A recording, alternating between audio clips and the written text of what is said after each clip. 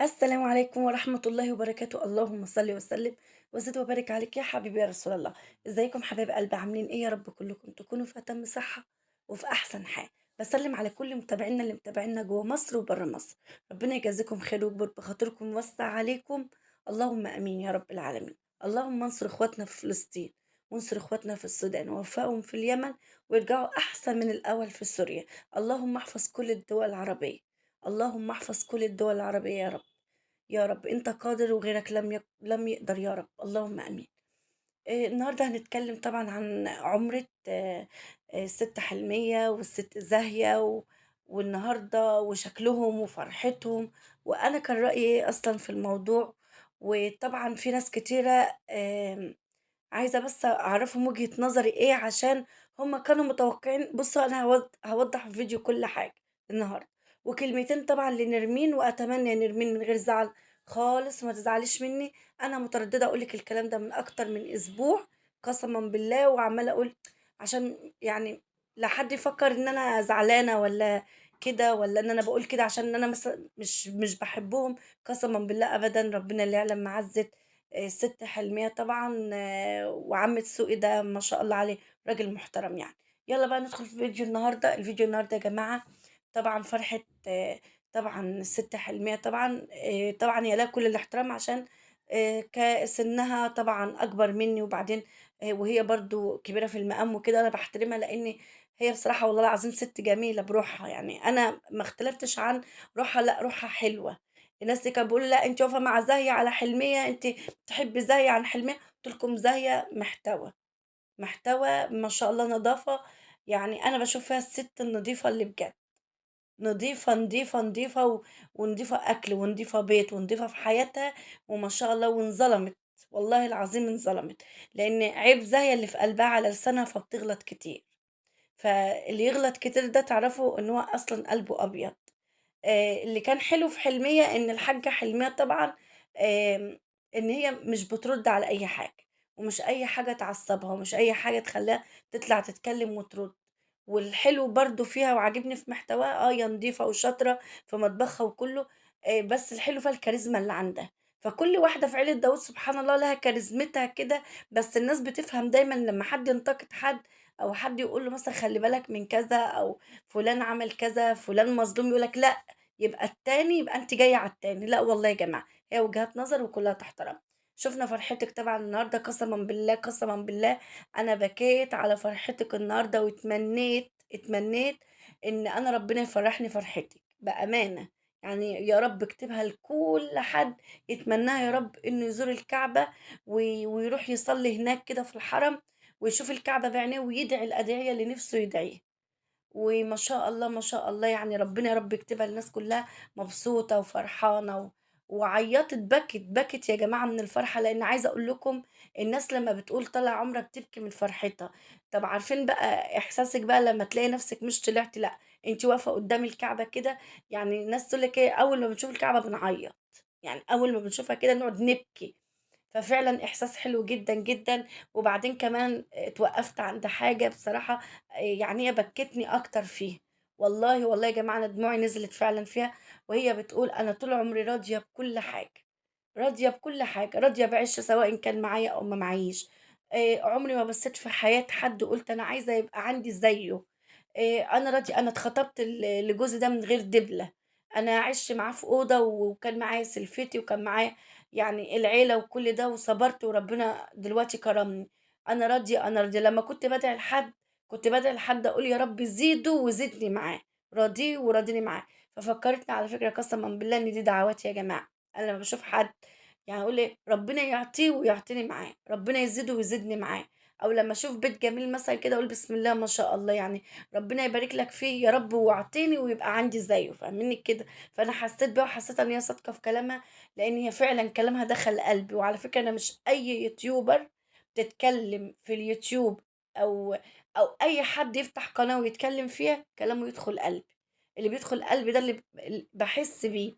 طبعًا زي عشان هي قبل كده ضايقة العُمرة وكده، فرحتها برضه ما كانتش زي الحاجة حلمية. بس طبعًا يعني معناتها أنا كنت عايزة بس مش دلوقتي. فلمّا هي جات لي بقى دلوقتي اتفاجئت بيها طبعًا هي فرحانة، فرحانة وكُلّها يومين وهتركب الطيارة هتروح السعودية، وإحنا طبعًا شُفنا زاهية وشُفنا زيارتها في السعودية وشُفنا الخير اللي حَل عليها من ساعة ما راحت، وربنا يبارك لها ويزيدها من نعم الله، وبنتمنى الخير للغير جاله لحد عنده. طبعًا أنا بابارك برضه للحاجة حلمية على السطوح بتاعها ونضافتها فيه واللي هي عملته. هو يا جماعة كده إحنا ده شُغلنا، ده شُغلنا. يعني مثلًا لازمًا تطوّري، لازمًا تغيّري، لازمًا تشيلي دي تحطّي دي، لازمًا تجيبي دي تعملي دي، فربنا يوسّع على الناس كلّها، لإن ده شغل اليوتيوبر.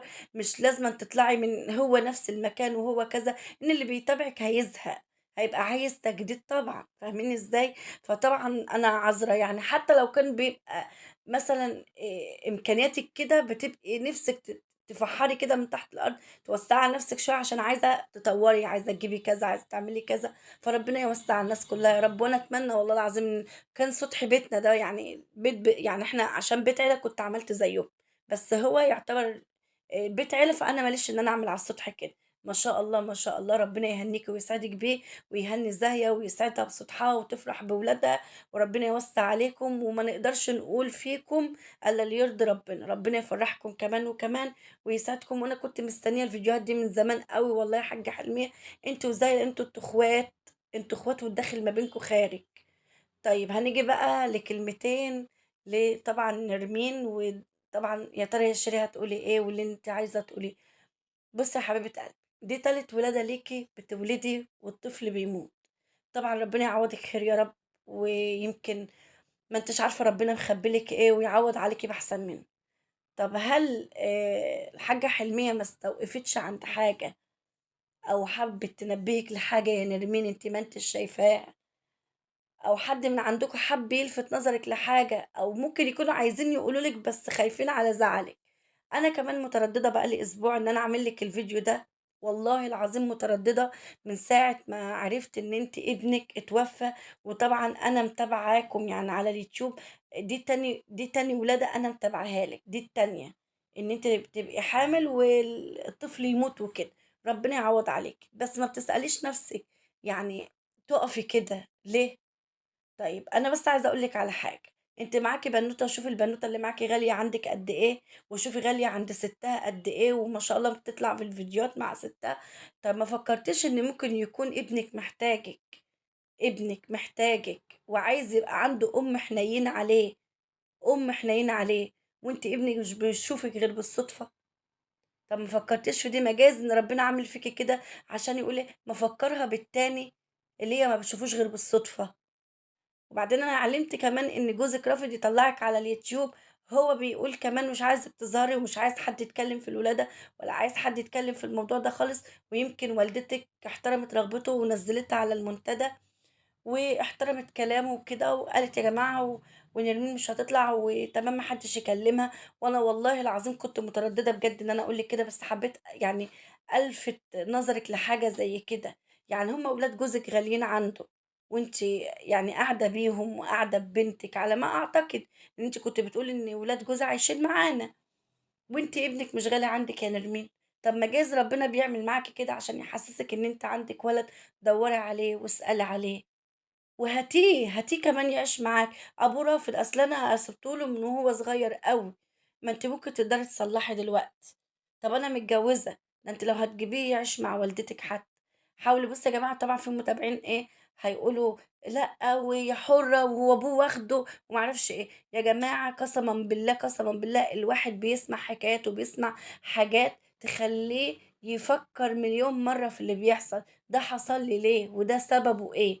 فعشان كده هي صعبانة عليَّ. الحمل بيبقى صعب جدًا والولادة أصعب، وكل مرّة وجع غير الوجع. طب ما جايز يمكن أنا لو عطفت على ابني ده وقرّبته منّي شوية وطبطبت عليه وجِبته معايا وقُلت لجوزي زي ما أنت ما ولادك غاليين عليك، أنا كمان ابني غالي عندي. ما جايز ربنا يبارك لِك في حملِك اللي جاي وتجيبي بدل الولد 2 كمان. ما جايز كده. أنا قُلت إن أنا عايزة ألفت نظرِك لحاجة زي دي. ويا ستي أنتِ حُرّة، عايزة تاخدي بنصيحتي خديها، مش عايزة تاخدي ما تاخديش، براحتِك. أنا قُلت لِك حاجة من ضمن الواحد بيسمع حكايات كتيرة في الدنيا، فتبُصّي تلاقي ربنا يعني دايمًا لمّا يحب يعني يعني مثلًا إيه، يلفت نظر عبده لحاجة، بيحب ممكن ياخد منّه حاجة. فاهميني إزاي؟ عشان ألفت نظرك إن أنت كان في إيدك حاجة لكن أنت ما اهتمتش بيها وما سعيتش ليها. فأتمنى يا رب كلامي يكون وصل، وزي ما قُلت لِك عايزة تاخدي بيها خُدي، مش عايزة تاخدي بنصيحتي براحتك خالص، ليكِ كل الاحترام. طبعًا باشكر تاني اللي كانوا سبب في فرحتكم، وفي العُمرة الجميلة بتاعتِك يا حاجة حلمية، وفي عُمرتِك يا زاهية، وربنا يسعدكم ويلم شملكم في الخير دايمًا يا بعض مع بعض، ويمنع عنكم أي أذى يا رب، ودمتم في رعاية الله واستودعكم في الله.